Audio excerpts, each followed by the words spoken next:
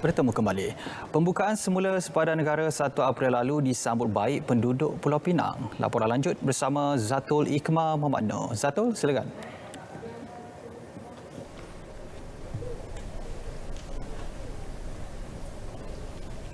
Terima kasih Azam.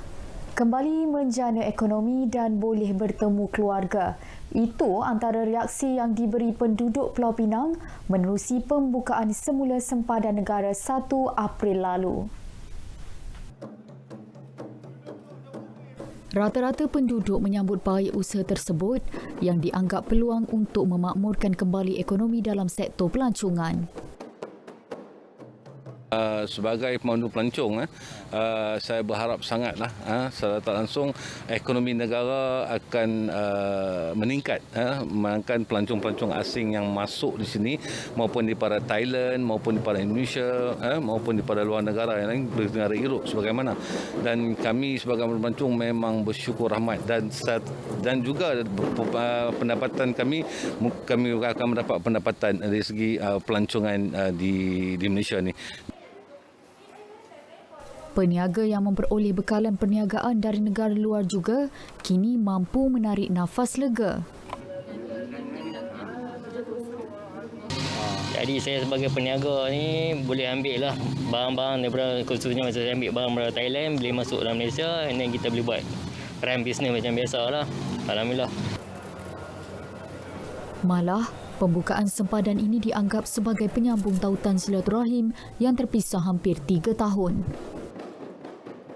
Alhamdulillah jadi memudahkanlah urusan-urusan kami ni semua untuk keluar masuk negara. Dan macam wife saya dia warga Filipina, jadi keluarga kami semua kat sana dah dekat 3 tahun jugalah tak balik kampung. Jadi bila dah buka sempadan ni, senanglah nak balik jumpa keluarga sana. Terdahulu, Perdana Menteri Datuk Seri Ismail Sabri Yaakob mengumumkan pembukaan semula sempadan negara bermula 1 April 2022. Angkatan Pertahanan Awam Malaysia APM Pulau Pinang merancang untuk mengadakan latihan persediaan kepada pasukan tindak balas kecemasan pertahanan awam SEADERT RTM.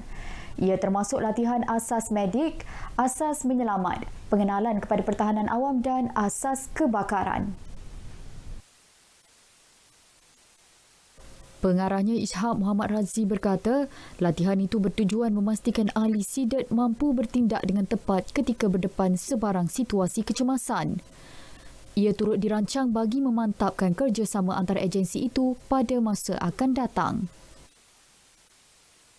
Yang mana kita akan menggunakan semua kemudahan-kemudahan yang kita ada, kemudahan-kemudahan yang RTM ada untuk sama-sama kita mengembeling tenaga bagi membantu masyarakat khususnya dalam menangani bencana-bencana ataupun kes-kes kecemasan yang berlaku.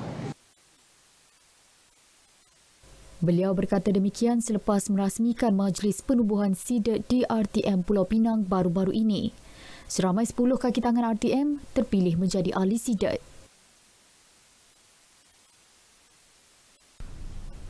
Jambatan Kedua Sendirian Berhad JKSB dengan kerjasama Hospital Seberang Jaya HSJ menganjurkan program derma darah di sebuah pasaraya dekat Bukit Mertajam. Ia sebagai persediaan menghadapi peningkatan permintaan bekalan darah ketika musim perayaan. Ini kerana statistik kemalangan dijangka turut meningkat ketika itu.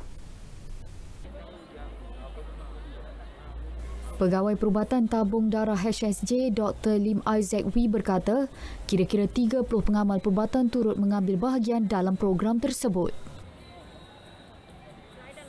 Bantu meningkatkan stok darah lah. Okey, so Hospital Seberang Jaya tiap-tiap hari pun buat pendeman darah. So kami ada in-house punya quarters untuk menerima pendemar. Kami juga pergi ke shopping mall tiap-tiap hari lah.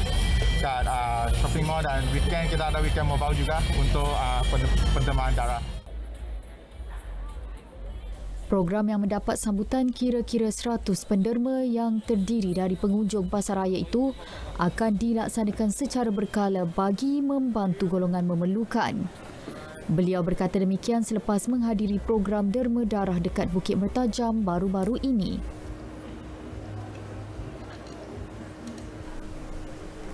Paparan itu mengakhiri berita dari Pulau Pinang.